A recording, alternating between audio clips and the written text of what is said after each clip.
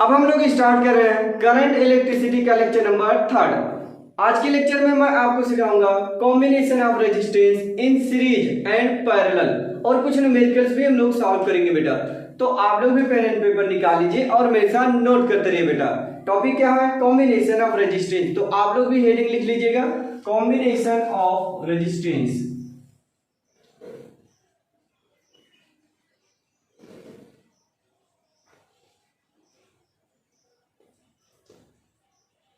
Combination of resistance यानी प्रतिरोधों का संयोजन, प्रतिरोधों का जुड़ना। काफी इंपॉर्टेंट टॉपिक है 10th के बच्चों के लिए, क्योंकि न्यूमेरिकल डायरेक्ट यहां से पूछे जाते हैं बेटा।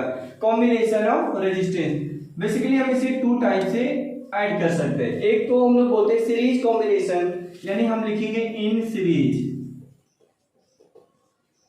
इन सीरीज यानी हिंदी में क्या बोलेंगे? श्रेणी क्रम में। अब श्रेणी क्रम में प्रतिरोध कैसे जोड़े जाते हैं बेटा? इंड टू इंड हम लोग ऐड करते चले जाते हैं। तो ऐसे कॉम्बिनेशन को हम लोग बोलते हैं सीरीज कॉम्बिनेशन। जैसे बेसिकली हम लोग बात करें, जैसे सपोज करिए 3 रेजिस्टेंस में मान ले रहा हूं R1, R2 एंड R3। तो देखिए R1, R2 एंड R3, इसके रेजिस्टेंस को मैंने नाम दे दिया R1, इसे R2 और इसे क्या बोलते हैं बेटा? R3। किसी बैटरी से हमने इसको कनेक्ट कर लिया, प्लस टर्मिनल माइनस टर्मिनल, और B वोल्ट की बैटरी है बेटा। कितने वोल्ट की बैटरी है? B वोल्ट की बैटरी हमने कंसीडर कर लिया। यहाँ पे प्लग लगा सकते हो आप और ये सर्किट को डायरेक्ट जोड़ दो, कोई दिक्कत नहीं। तो देखिए बेसिकली हमने क्या किया, इसमें रेजिस्टेंस कंसीडर कर लिया R1, R2, R3 और एक बैटरी से हमने कनेक्ट कर लिया जिसकी वोल्ट कितना है बेटा? B वोल्ट है। अब यहाँ पे थोड़ा सा आपको प्रिंसिपल ये लगाना है कि इन सीरीज कॉम्बिनेशन में करंट जो है ना थ्रो आउट क्या होता है? सेम होती है, यानी पूरी सर्किट में जो करंट है एक जैसी बहती है। जैसे सपोज करिए I बैटरी से निकल रही I करंट, तो I R1 के थ्रू भी जाएगा, R2 के थ्रू जाएगा, R3 के थ्रू जाएगा, तो करंट बिल भी सेम होगा। लेकिन पोटेंशियल बेसिकली डिवाइड हो जाएगा। कुछ पोटेंशियल V1 यहाँ पे हो जाएगा, V2 हो जाएगा, V3 हो जाएगा। तो अकॉर्डिंग टू ओम्स लॉ अगर हम लोग बात करें बेटा, तो पहले ये समझ लो इसमें करंट कितनी जा रही है? I। तो यहाँ पे वही करंट जाएगी, वही करंट यहाँ रहेगी, वही यहाँ, वही यहाँ, वही यहाँ, यानी हर जगह करंट क्या होगा बेटा? सेम होगा। लेकिन पोटेंशियल क्या होगा? डिवाइड हो जाएगा। यहाँ पे अगर हम लोग बात करें R1 के क्रॉस पोटेंशियल में मान ले रहा हूँ कितना होगा बेटा? V1, R2 के क्रॉस V2 और इसके क्रॉस कितना मान लीजिए? V3। पोटेंशियल डिवाइड हो जाएगा। अब यहाँ पे आप समझिएगा potential is a scalar quantity, तो नेट पोटेंशियल कितना? क्योंकि पोटेंशियल भी कंजर्व रहेगा, तो B is equal to B1 plus B2 plus B3। आप इसे बोल सकते हैं first equation. B1 is equal to B is equal to B1 plus B2 plus B3। अब यहाँ पे हम लोग बात करें पोटेंशियल ड्रॉप अक्रॉस R1, तो यहाँ पे ऐसे लिख सकते हो बेटा, मैं कलर चेंज कर दे रहा हूं ताकि आपको समझने में दिक्कत ना हो। पोटेंशियल ड्रॉप अक्रॉस R1, तो R1 के अक्रॉस पोटेंशियल कितना ड्रॉप करेगा बेटा? B1 is equal to IR1। ऐसे पोटेंशियल R2 के क्रॉस क्या होगा बेटा? B2 इज इक्वल टू हो जाएगा IR2 हो जाएगा, B3 इज इक्वल टू हो जाएगा IR3 हो जाएगा। इसे मान लेता हूं सेकेंड इक्वेशन। थर्ड हो जाएगा, ये क्या हो जाएगा बेटा? फोर्थ इक्वेशन हो जाएगा। कितना हो जाएगा? Fourth equation. तो अकॉर्डिंग टू ओम्स लॉ हम लोगों ने पढ़ चुके हैं कि B इक्वल टू क्या होता है? IR होता है, तो उनका मैंने यूज कर लिया। B इक्वल टू IR यहाँ पे लिखा क्योंकि पोटेंशियल B1 है, करंट I जा रही, तो B1 is equal to IR1, B2 is equal to IR2, B3 is equal to क्या हो गया? IR3 हो जाएगा। अब इसे हम लोग क्या करेंगे? यहाँ पे रिप्लेस कर लेंगे, ठीक है। तो देखो B इज इक्वल टू क्या बनेगा बाबू? B इज इक्वल टू हम लोग बात करेंगे तो B इज इक्वल टू बन जाएगा IR1 plus IR2 plus IR3। I अगर हम लोग कॉमन ले लेंगे तो IR1 R2 प्लस R3। अब देखिए सेकेंड स्टेप में हम लोग क्या करते हैं बेटा, ये जो सर्किट है इसे कंसीडर करेंगे एज अ सिंगल सर्किट, एक सिंगल परिपथ हम लोग मानेंगे बेटा, ठीक है। तो देखो इसको हम लोग कंसीडर कर लेंगे एक सिंगल सर्किट में। किसमें मान लेंगे? एक सिंगल सर्किट में। ठीक है, और देखते हैं ऐसा एक सिंगल सर्किट, बैटरी वही रहेगी लेकिन इनका जो रेजिस्टेंस है उसे हम लोग नाम दे दिया आर इक्विवेलेंट। क्या दे दिया बेटा? Are equivalent. जब बैटरी वही है, रेजिस्टेंस सब कुछ वही है, मतलब जो भी रेजिस्टेंस है आर इक्विवेलेंट बने रहेंगे, तो करंट भी तो सेम जाएगा बाबू, करंट कितना जाएगा? आई जाएगा। तो यहाँ पे अगर हम लोग बात करें तो B is equal to I R equivalent लिखा जा सकता है। Okay, yes.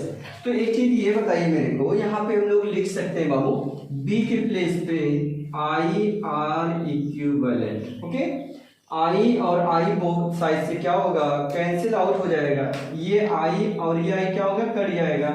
तो ये बताइए R equivalent is equal to R1 plus R2 plus R3। तो देखिए कितना आसान है तरीका इसको प्रूफ करने का। आप सीरीज कैसे कंसीडर करोगे बेटा? अगर वो इंड टू इंड कनेक्ट है, जैसे मान लीजिए मैं ऐसे खड़ा हूं, ऐसे, ठीक, बगल में एक बंदा और मेरा ये हाथ पकड़ के खड़ा, ऐसे से ज्वाइन करते जा रहे हैं, तो ऐसे कॉम्बिनेशन को हम लोग बोलते हैं सीरीज कॉम्बिनेशन। पैरेलल कैसे बोलते हैं? जैसे ये मैं यहाँ खड़ा हूँ, आगे वाला ऐसे पकड़ के मेरे सामने खड़ा है, ऐसे मुंह माउथ टू माउथ ऐसे हम लोग सामने सामने, तो ऐसे कॉम्बिनेशन को हम लोग बोलेंगे पैरेलल कॉम्बिनेशन। ठीक, तो ये कैसा कॉम्बिनेशन है? Series combination. ठीक है, अब यहाँ भी देखिए सीरीज में बेसिकली क्या होता है, अगर जो एकदम मैक्सिमम रेजिस्टेंस होता है उससे भी ज्यादा आ जाता है रेजिस्टेंस इसमें। अब यहाँ पे मैं एक छोटा सा कॉन्सेप्ट आपको सिखाता हूँ। If R1 is equal to R2 is equal to R3, सब बराबर बेटा किसके? R के। तो यहाँ और ऐसे में बात कर रहा हूँ, जैसे बहुत सारे रेजिस्टेंस है, या ऐसे मान लेता हूँ if n resistance R connected, if n resistance R connected, अगर n रेजिस्टेंस कनेक्टेड है तो R इक्विवेलेंट क्या लिखा जाएगा? R1 plus R2 plus R3 dot dot dot क्या लिखेंगे बेटा? Rn। ये हमारा इक्विवेलेंट रेजिस्टेंस निकालने का फार्मूला होगा। अभी अभी हम लोगों ने ये बात किया कि अगर रेजिस्टेंस सबका सेम हो जाए, क्या हो जाए बेटा? सेम हो जाए। If R1 is equal to R2 dot dot dot Rn, सब मान लिया किसके बराबर हो गया? R के। तो R इक्विवेलेंट कितना बनेगा बेटा? R plus R dot dot dot R, कितना बार? n टाइम्स n बार। तो R प्लस R n बार का कितना बनेगा? nr हो जाएगा ना बाबू। तो R इक्विवेलेंट कितना आ जाएगा? n into R। ये फार्मूला आप लोग जरूर याद रखिएगा कि नेट जो रेजिस्टेंस बनेगा nr हो जाएगा बेटा। अगर सेम रेजिस्टेंस कनेक्टेड है, अगर 2 है तो 2r हो जाएगा, 3 है तो 3r हो जाएगा, ऐसे nr है तो मतलब n रेजिस्टेंस है तो nr हो जाएगा। ओके, क्लियर है एवरीवन? ओके गाइस, अब आगे हम लोग चलते हैं कुछ और। बेसिकली कभी कभी हम लोग क्वेश्चन क्या पूछते हैं बेटा? B1 बता दीजिए, B2 बता दीजिए एंड B3, अलग अलग सेपरेटली वो पूछते हैं कि B1 B2 B3 भी बता दीजिए। तो यहाँ पे आइडिया देखिए बेटी कि आपको रेजिस्टेंस तो फाइंड हो गया, इक्विवेलेंट रेजिस्टेंस मिल गया। अब हमें क्या पता है, देखिएगा जैसे सपोज करिए हमें क्या निकालना बेटा? B1। क्या निकालना बेटा? B1। तो एक चीज ही बताओ, जैसे हमें पता है B इज इक्वल टू क्या होता है? IR, तो B is equal to I। R क्या हो गया? जैसे सपोज करिए 3 है, R1 plus R2 plus R3। Okay, तो I इज इक्वल टू क्या बनेगा बेटा? B upon R1 plus R2 plus R3। Okay, तो I इज इक्वल टू क्या मिल जाएगा? B upon R1 plus R2 plus R3 मिल जाएगा। अब उठा के यहाँ पे रख दो, इसको नोट कर लीजिएगा आप लोग, ठीक है? पॉज करके आप लोग नोट कर लो। अब देखो यहाँ पे जैसे सपोज करिए हमें क्या निकालना बाबू? B1, तो B1 की वैल्यू कितना आ जाएगा? I की वैल्यू है B अपॉन, तो पहले मैं लिख दे रहा हूँ R1 upon R1 plus R2 plus R3 into bracket के बाहर क्या लिखेंगे? B। अब एक चीज आप करेक्ट कर सकते हो, यहाँ B1 था तो R1 आया, ऐसे डिटो बताओ B2 होगा तो यहाँ क्या आ जाएगा? R2। चालाकी करिएगा, मेहनत नहीं करने का, B लिख दो। ऐसे बताओ B3 लिखना होगा तो R3 divided by R1 plus R2 plus R3 into B। ये देखो पोटेंशियल भी आप निकाल सकते हो कि कितना कितना ड्रॉप कर रही है, कितनी पोटेंशियल ड्रॉप कर जाएगी अक्रॉस रेजिस्टेंस, इजीली आप फाइंड कर सकते हैं बेटा। क्लियर हो गया? Yes, definitely. अब आगे हम लोग पढ़ लेते हैं बेटा पैरेलल कॉम्बिनेशन। आप इसको अच्छे से नोट कर लीजिए, आगे हम लोग पढ़ेंगे parallel combination. In parallel. Second हम लोग का रहेगा बेटा इन पैरेलल। तो सीरीज में आपको समझ में आ गया कि डायरेक्ट जुड़ जाते हैं, R1 प्लस R2 हो जाता है, और पैरेलल में आके हम लोग समझते हैं क्या होगा अभी पैरेलल। हिंदी में क्या बोलते हैं, समांतर क्रम। समांतर क्रम। अब समांतर क्रम अभी अभी हमने बताया कैसे कनेक्ट होते हैं। जैसे मैंने बताया ये हमने खड़ा है, आगे एक बंदा खड़ा है, इसकी हाथ मैंने ऐसे पकड़ा ऐसे पकड़ा, गलत मत समझना, आगे आगे हम लोग ऐसे खड़े हैं, ठीक है। तो ऐसे कॉम्बिनेशन को हम लोग क्या बोलेंगे, पैरेलल कॉम्बिनेशन बोलेंगे। सामने सामने खड़े हुए हैं ऐसे हाथ पकड़ के, तो ऐसे कॉम्बिनेशन को हम लोग बोलेंगे पैरेलल कॉम्बिनेशन बोलेंगे। जैसे मैं ये कहना चाह रहा हूँ बेटा, आप लोग समझिएगा मेरी फीलिंग को, ऐसा है,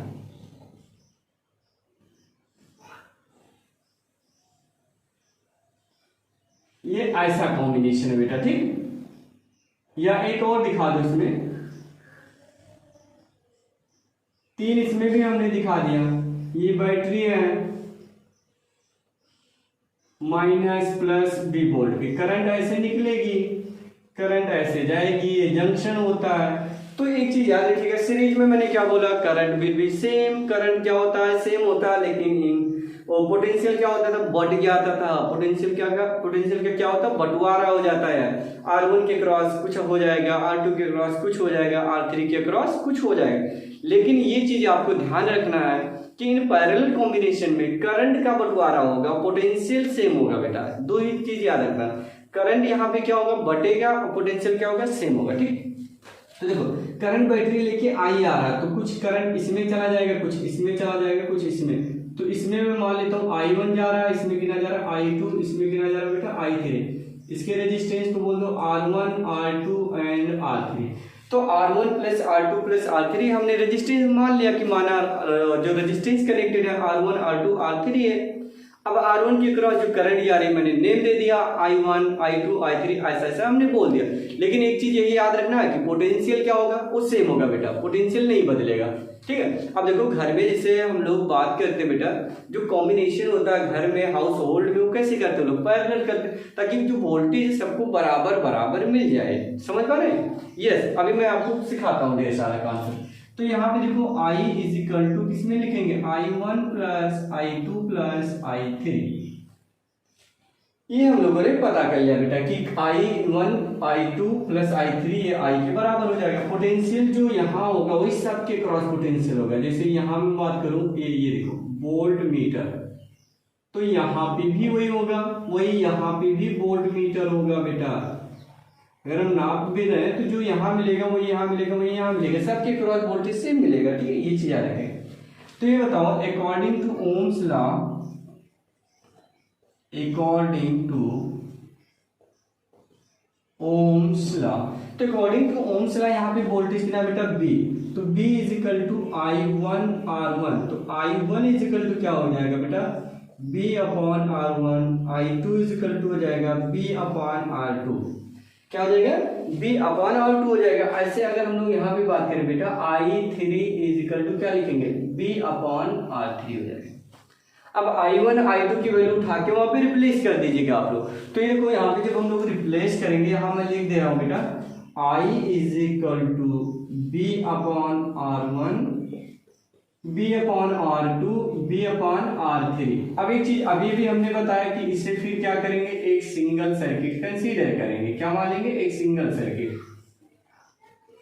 ये ऐसा बैटरी वही है, करंट भी वही जाएगी, minus plus B, current I ही जा रही है, लेकिन रेजिस्टेंस को क्या बोला, R इक्विवेलेंट। तो एक चीज बताओ, B इक्वल टू क्या लिखोगे बेटा, I इंटू R इक्विवेलेंट। तो I इज इक्वल टू हो जाएगा B upon R equivalent. I is equal to क्या हो जाएगा, B अपॉन R इक्विवेलेंट हो जाएगा। तो यहाँ पे रिप्लेस कर लो, B upon R equivalent is equal to B common ले लोगे, तो 1 upon R1 plus 1 upon R2 plus 1 upon R3 हो जाएगा। आई होप सभी को समझ में आ रहा होगा, क्योंकि टॉपिक आसान है, कुछ मुश्किल नहीं है, ठीक है। लेकिन याद करना, कॉन्सेप्ट को समझना इंपॉर्टेंट है सभी बच्चों के लिए, चाहे 9th में हो, 11th में हो, या 10th 12th के, तो स्पेशली उनके लिए 10th को पढ़ना ही पढ़ना है, 12th को पढ़ना ही पढ़ना है, सीरीज एंड पैरेलल कॉम्बिनेशन।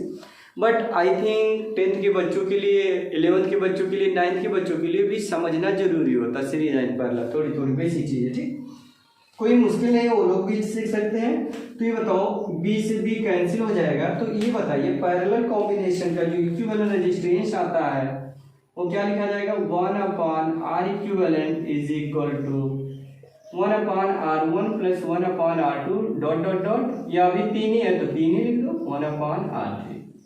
याद रखिएगा ये फार्मूला, यही मेन फार्मूला है पैरेलल में।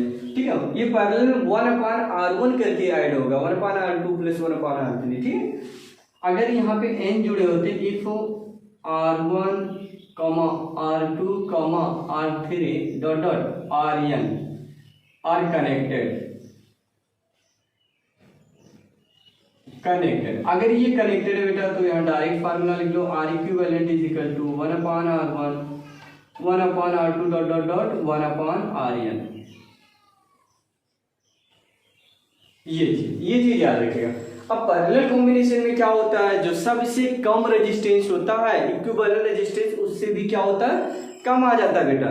जैसे सपोज करिए एक ओम का है, 2 ओम का, 3 ओम का, तो जो रेजिस्टेंस इक्विवेलेंट आएगा वो मान के चलिएगा वो कितने का आ जाएगा, 1 ओम से कम ही आएगा रेजिस्टेंस। ठीक है, आइए समझते हैं। जैसे मैं बात करना ये चाह रहा हूँ बेटा कि if R1 R2 dot dot dot Rn is equal to R, तो 1/R equivalent is equal to 1/R plus 1/R dot dot dot 1/R। कितनी टाइम्स है बेटा, ये भी n टाइम्स है। तो ये बताओ 1/R equivalent is equal to n/R हो जाएगा, पलट दीजिए तो R इक्विवेलेंट R/n। तो देखो जैसे आप खुद ही समझिए, 2 ओम 2 3 टूट जुड़ा हुआ, तो 2/3 ना, यानी 0.67 का वैल्यू आ जाएगा, तो वहां तक पहुंच जाएंगे, यानी रेजिस्टेंस बेसिकली कम हो जाता है इन पैरेलल कॉम्बिनेशन में। इतनी बात आपको याद रखना है। अब ये भी हम लोग पता कर सकते हैं कि I1 कितना होगा, I2 कितना होगा, I3 क्या होगा, ये सब वैल्यू हम लोग निकाल सकते हैं क्योंकि R इक्विवेलेंट मिल गया है। R इक्विवेलेंट मिलने से हमें पोटेंशियल तो पता ही होगा, तो B is equal to IR लगाएंगे, सिंपल से आंसर हम लोग पा जाएंगे बेटा। तो आई होप इतनी कॉन्सेप्ट क्लियर होगी। अब मैं आपको कुछ एग्जांपल सिखा देता हूँ बेटा, तो आप इतने को ही यूज करना, बाकी कोई दिक्कत नहीं है। जैसे सीरीज में मैंने आपको सिखाया, सीरीज में क्या होता है बेटा, दोनों फार्मूला मैं लिख दे रहा हूँ, इसी का यूज करेंगे इन सीरीज में। R1 plus R2 dot dot dot Rn, और पैरेलल में करेंगे तो यहाँ RS लिख दो, RS मतलब सीरीज, RP मतलब पैरेलल, तो कोई कंफ्यूजन नहीं होगा। 1/R, ये याद रखिएगा। ठीक है, पैरेलल में ऐसा लिखेंगे, सीरीज में ऐसा लिखेंगे। तो चलिए मैं अपने बुक से आपको कुछ क्वेश्चन करा देता हूँ ताकि सारी डाउटें आपकी क्लियर हो जाएगा। ठीक है, आइए समझते हैं। पहला क्वेश्चन लिखिएगा बेटा,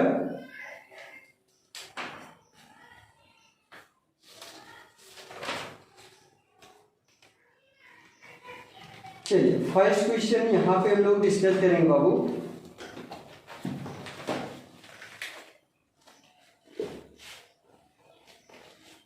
मैं बहुत अच्छे क्वेश्चन आज कराऊंगा बेटा, जितने कॉन्सेप्ट हैं सब मैं आपको आज सिखाऊंगा बेटा। देखिए पहला मैं ये बात कर ले रहा हूँ बेटा, जैसे सपोज के लिए मैं बात कर ले रहा हूँ एग्जाम्पल नंबर फर्स्ट। इसमें कनेक्टर बेटा 2 ओम, फिर ये है आपका 4 ओम, ये आपका है 6 ओम, 2 ओम, ये पॉइंट है ए और ये पॉइंट है बेटा बी। तो क्वेश्चन ये है ए और बी के बीच तुल्य प्रतिरोध बताइए। ए और बी के बीच क्या करना है, तुल्य इक्विवेलेंट रेजिस्टेंस बताना है, परिणामी रेजिस्टेंस। तो ये देखो बेटा, अगर मान लीजिए कोई करंट इधर से आ रही, जो भी करंट आ रही है, मान लीजिए आई करंट आ रही, तो ये जंक्शन दिखा, तो इस जंक्शन पे करंट का क्या होता है, बंटवारा हो जाएगा, डिवाइड हो जाएगा, कुछ करंट ऊपर से जाएगा, कुछ करंट नीचे से जाएगा। तो इसमें मान लेता हूँ I1 जाएगा, इसमें कितना जाएगा, I2 जाएगा। हमें निकालना है सिर्फ इक्विवेलेंट रेजिस्टेंस। अब क्या करना है, हम क्या देखेंगे, ये कैसा कॉम्बिनेशन जहां पे करंट का बंटवारा होता है वो पैरेलल, यानी 4 and 6, 4 और 6 ओम के प्रतिरोध कैसे जुड़े बेटा? समांतर क्रम में, जहां पे बढ़ता हुआ समांतर ही है ना, समांतर क्रम में है। तो ये बताओ 1/r/p पैरेलल, तो 1/4 प्लस 1/6 एलसीएम कितना बन जाएगा? मान लीजिए 24 हो गया, ठीक है 24। तो यहाँ 6 और यहाँ 4, तो यहाँ 6 प्लस 4 डिवाइडेड बाई 6 इंटू 4, ये हो जाएगा 10 डिवाइडेड बाई 6 इंटू 4, ठीक। तो आरपी इज इक्वल टू, पलट दीजिए वैल्यू, तो 6 से 24, तो ये हो गया 24 डिवाइडेड बाई 10, यानी इसे लिख सकते हो 2.4 ओम आ गया।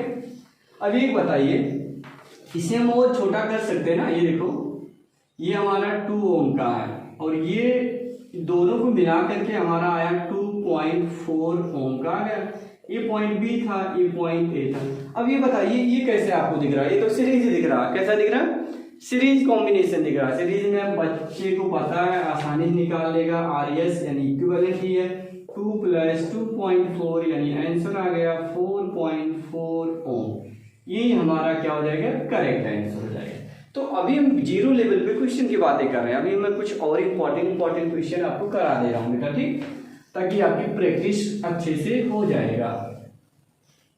चलो नेक्स्ट क्वेश्चन हम लोग करते हैं बेटा, इसी बुक से मैं करा दे रहा हूँ, कुछ अपने तरफ से भी मैं ऐड कर दूंगा, लेकिन पहले इस बुक से कर लो। चलिए, जैसे पहला क्वेश्चन ये है बेटा, find resistance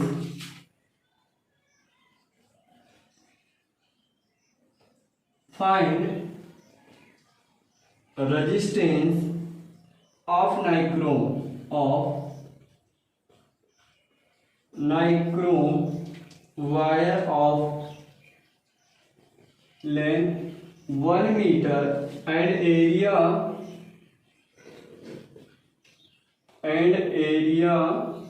2 millimeter square. The resistivity of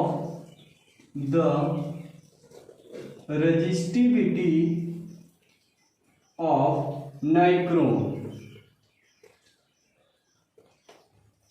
is 100 into 10⁻⁻6 unit लिखा हुआ है ओम मीटर। तो रेजिस्टेंस बताना बेटा, रेजिस्टेंस कितना हो जाएगा? तो ट्राई करिए आप लोग, काफी इंपॉर्टेंट क्वेश्चन है। क्या बेटा? Find the resistance. एक रॉड है जिसकी लंबाई कितना बेटा? 1 मीटर है, एरिया 2 मिलीमीटर स्क्वायर है और रेजिस्टिविटी भी दे दिया, बेसिकली उस मटेरियल की प्रॉपर्टी दे दिया कि इतनी है बेटा। तो रेजिस्टेंस नहीं बता सकती, आसानी से बता सकते। मैंने लास्ट टाइम पे आपको ये सिखाया था कि जो R इज इक्वल टू लिखते हैं हम लोग रो L डिवाइडेड बाई ये तो डायरेक्ट फार्मूला यूज करना है। तो देखो R इज इक्वल टू रो कितना दिया बेटा? 100 इंटू 10⁻⁻6। ओके, लेंथ कितना दिया बेटा? 1 मीटर। ये देखिए लेंथ दिया है 1 मीटर, तो यहाँ लिख देंगे 1 डिवाइडेड बाई 2 मिलीमीटर है। तो ये एक चीज बताइए, मिलीमीटर का मतलब हो गया, अगर हम इसे मीटर में बदलना चाह रहे हैं तो क्या लिखेंगे? 2 इंटू 10⁻⁻6 मीटर स्क्वायर बनेगा। अरे भैया मिली मतलब होता है 10⁻³ स्क्वायर है, तो 10⁻³ इंटू -3 10 के पावर क्या हो जाता है? -6 हो जाएगा। ऐड हो जाते हैं ना, बेस सेम होती है तो पावर जो होती है जुड़ जाती है, ठीक है, इतना की जा रहा है। तो ये तो बहुत सिंपल निकला ये, और ये कट गया, 2 से काट दोगे तो 50 आ जाएगा। यानी इस रॉड का नाइक्रोम का जो प्रतिरोध है, रेजिस्टेंस कितना आ गया? 50 ओम। कितना आ गया बेटा? 50 ओम आ गया। सिंपल सा क्वेश्चन निकला, जैसा मैंने सोचा था वैसा नहीं था, लेकिन आसान था, कोई दिक्कत नहीं। चलो ये क्वेश्चन आप लोग करिए, find the resistance of nichrome wire of length 2 metre. कोई दिक्कत नहीं, ये तो आसान है। Find the resistance of nichrome wire of length 1 metre, ये भी सेम क्वेश्चन है, लेकिन एरिया कह रहा बेटा, सिंपल क्वेश्चन है। Find the resistance of nichrome wire of length 1 metre, area of cross section 4 millimetre square, resistivity of nichrome wire 100 into 10⁻⁻6। चलो ये वाला लगाओ आप लोग, इसका कितना आएगा? सिंपल है भैया, 50 आया था जब कितना था? एरिया 2 था, अब एरिया 4 हो गया, मतलब 2 और बढ़ गया, तो 2 से भाग दे दो और समझ लेते हैं। R is equal to rho 100 into 10⁻⁻6, length एक ही है, एरिया 4 इंटू 10⁻⁻6, इससे मतलब नहीं काटा, 25 चौक का कितना होता है 100, तो तो R बराबर आएगी 25 और मात्रा क्या होता है ओम, तो 25 ओम आंसर आपका आ जाएगा। मुझे लग रहा है क्लियर हो रहा है, जैसा मैं समझ रहा हूँ 100% समझ में आ रहा होगा। ठीक, चलिए नेक्स्ट क्वेश्चन हम लोग, एक बेहतरीन टॉपिक है एज ए कॉन्सेप्ट, आप इसको याद रखेंगे बेटा, मैं आपको सिखाता हूँ। देखो देखिएगा, इसमें क्वेश्चन ये है the length of wire, very important, very, the length of wire is double by pulling it,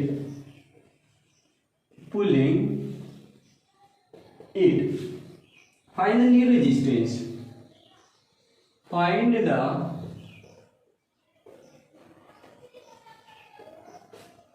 new resistance. चलिए आइए समझते हैं। देखिए बेटा, the length of a wire is double by pulling it, final resistance, और बाकी कोई इंफॉर्मेशन नहीं दिया, तो मैं आपको क्लियर करता हूं। कोई रॉड है जिसकी लंबाई मान लीजिए L है, एरिया कितना बेटा A है, एरिया A है, लंबाई A है, और इसकी मटेरियल की जो रजिस्टिविटी है वो मान लीजिए रो है। तो एक हम लोग बात करेंगे R is equal to rho L by A, पहला इक्वेशन हम यहाँ से बना सकते हैं। अब वो लोग बात करते हैं बेटा, यहाँ कई कॉन्सेप्ट आप इजीली समझ सकते हैं। इसे हम खींच करके इसकी लेंथ को बढ़ा सकते हैं, या इसे मैं दबा करके इसकी लेंथ को मैं छोटा कर सकता हूँ। तो जब इसकी लेंथ को हम छोटा करेंगे या लेंथ को बाई स्ट्रेच करके खींच करके बढ़ाएंगे तो रेजिस्टेंस बदलेगा, जाहिर सी बात है, क्योंकि आप पढ़े थे कल, जो डिपेंड्स करता है रेजिस्टेंस लंबाई पे भी करता है, एरिया पे भी करता है, समझ पा रहे। तो इसकी एरिया बदलेगी, लंबाई बदलेगा, मतलब रेजिस्टेंस बदलेगा। तो वही कहना चाह रहे कि नया रेजिस्टेंस जो बनेगा कितना होगा, आइए समझिए। जैसे सपोज करिए, मैं डायग्राम से आपको समझाता हूँ। ये मान लो रॉड है, क्या बेटा रॉड, जिसकी लंबाई में मान ले रहा हूँ कितना है L है, एरिया कितना है A, और इस मटेरियल की रेजिस्टिविटी कितना है बेटा रो, और रेजिस्टेंस कितना है R। तो R is equal to rho L divided by A, पहला इक्वेशन, कोई दिक्कत नहीं, जैसे बात है इसका रेजिस्टेंस यही होगा, R is equal to rho L divided by A हो जाएगा। ठीक, अब वो लोग क्या कर रहे हैं आगे, पुलिंग बाई स्ट्रेचिंग, खींच करके इसकी लेंथ को डबल कर दिए, लेंथ को क्या कर दिए बेटा डबल, यानी लेंथ को बोल दिया इसने डबल कर लिया। अब हमें नहीं पता कि यार नया एरिया क्या होगा, तो मैं मान ले रहा हूँ A डैश हो जाएगा, लेकिन मटेरियल तो वही है, रजिस्टिविटी तो वही है, तो यहाँ पे A डैश निकालने की बात आ रही है। तो A डैश आप इजीली निकाल सकते हो, कंजर्वेशन ऑफ वॉल्यूम, जो संरक्षण करते हैं वॉल्यूम का, उससे निकाल लो वॉल्यूम, यानी मतलब जितना वॉल्यूम पहले था वही बाद में होगा, वॉल्यूम में तो चेंज आएगा नहीं, समझ पा रहे। जैसे एक रूम में 50 लोग बैठ सकते हैं, रूम की लंबाई जो भी है ऐसा चौड़ाई इतना बैठ सकते, अगर लंबाई को हम कम करेंगे तो ये लेंथ अगर बढ़ा देंगे तो वॉल्यूम तो सेम रहेगा, 50 अभी भी बैठ सकते हैं बेटा, समझ पा रहे। तो वॉल्यूम कंजर्व रहेगा, तो from conservation of volume, conservation of volume, आयतन संरक्षण के नियम से पहले वॉल्यूम कितना था बेटा एरिया इंटू लेंथ, तो पहले एरिया यानी initial volume BI is equal to B final, initial और फाइनल हमने कर लिया। इनिशियल कितना था A इंटू L, फाइनल कितना हो गया बेटा लंबाई होगा 2L, एरिया कितना हो गया A डैश, तो L से L मर जाएगा, A dash is equal to आ जाएगा A/2। अब कुछ बच्चा ये कह रहा था सर जी अगर लेंथ डबल होगा तो एरिया आधा ही तो होगा, कोई जरूरी नहीं है यार, समझ रहे। अगर वो मान लो कुछ भी बोल देता तो क्या करते हैं हम लोग, समझ पा रहे हैं। यस, तो एरिया तो यहाँ पे A डैश हो गया, तो नया रेजिस्टेंस क्या बनेगा देखो R dash is equal to material हुई रो L, लंबाई डबल हो गया, एरिया हो गया A डैश की वैल्यू है A/2, 2 ऊपर चला जाएगा 4 रो L डिवाइडेड बाई A। अगर इसको देखा जाए बेटा ये तो R के बराबर है, समीकरण 1 का सहारा ले लें, रो L/A ये तो किसके बराबर है R के बराबर है ना, तो ये हो गया बेटा नया रेजिस्टेंस हो जाएगा 4 गुना हो जाएगा। अगर पहले आपका रहा होगा 2 ओम तब तो 8 हो जाएगा, खाली डबल करने से, समझ रहे कितनी तेज चेंज होता है। तो रेजिस्टेंस कितना हो जाएगा 4 टाइम्स हो गया। लेकिन मैं आपको एक जनरल फार्मूला देने जा रहा हूँ, वो याद रखिएगा, इसके तो छोटे छोटे ऐसे निपटा दोगे आप। आओ समझो, सपोज करिए the length of wire is n times, double भी ना करिए, n times of initial length, of initial length. Initial length का कितना गुना हो गया बेटा, n गुना हो गया आपका। तो नया रेजिस्टेंस क्या होगा, तो ये तो यही बात कर लो, यही बात कर लो a डैश, और यहाँ पे सिर्फ खाली लिख देना आपको NL हो गया, n गुना हो गया। ठीक, कुछ नहीं करना, नोट कर लीजिएगा, वेरी इंपॉर्टेंट कॉन्सेप्ट है, इस चीज को आपको याद रखना, वेरी वेरी इंपॉर्टेंट कॉन्सेप्ट होता है। ठीक, यही चेंज करा देता हूं, तो इनिशियल वैल्यू वही रहेगा AL into NL into A dash, L से L मर जाएगा, A dash is equal to आ जाएगा A बाई N आ जाएगा। ठीक, तो नया रेजिस्टेंस हमें निकालना है, तो नया रेजिस्टेंस निकालेंगे R डैश मटेरियल वही है rho NL divided by A divided by कितना N, तो n इंटू एन कितना हो जाएगा, n square into rho l divided by, ये बताइए किसके बराबर, r के। तो r dash is equal to कितना आएगा बेटा, n स्क्वायर इंटू r, यही फार्मूला आएगा ना। देखो सामान्य सूत्र बन गया यार, कितना आसान है। नया रेजिस्टेंस कितना बनेगा, r dash is equal to n square r। जैसे आपने समझा कि अगर उसे खींच के डबल करेंगे, अगर लेंथ को डबल करेंगे तो 2 कर रहे हो मतलब ना, तो 2 का स्क्वायर कितना होगा, 4 आया था आंसर, यस 4 आया। अगर उससे बाई कंप्रेस करके आधा कर लिया, आधा करने का मतलब 1/2 कर लिया, तो 1/2 का वर्ग हो गया 1/4 हो जाएगा इंटू आर, यानी 1/4 हो जाएगा रेजिस्टेंस। 3 गुना किया तो 3 3 का 9 हो जाएगा, 4 किया तो 16 हो जाएगा, 5 किया 25 हो जाएगा। ऐसे आप जनरल फार्मूले को आप याद कर सकते हो। ऐसे बहुत सारी आपके 10th लेवल में 12th में भी पूछ लेते हैं यार, 2-2 नंबर के छोटे छोटे क्वेश्चन, कुछ है ही नहीं, नया रेजिस्टेंस बताना होता है आपको। तो बेसिकली इन फार्मूले को आप याद रखिएगा, नया रेजिस्टेंस कैसे निकाला जाता है। मैं आपको 1-2 क्वेश्चन और प्रोवाइड करता हूँ बेटा। जैसे यहाँ पे मैं आपको एक सिंपल सा क्वेश्चन ये कराता हूँ, देखिएगा सिंपल क्वेश्चन है, ये नोट कर लीजिएगा, वेरी इंपॉर्टेंट कॉन्सेप्ट है। ठीक है, जैसे यहाँ पे हम लोग बात करें बेटा,